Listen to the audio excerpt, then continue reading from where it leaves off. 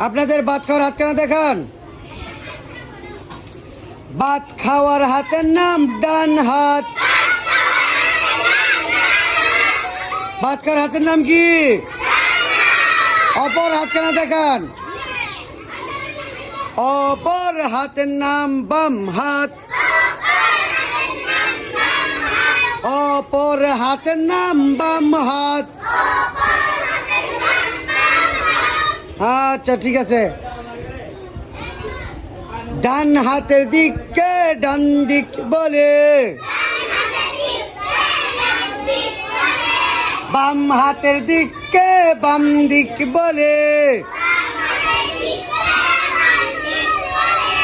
মাথার দিককে উপরের দিক বলে, পায়ের দিককে নিচের দিক বলে।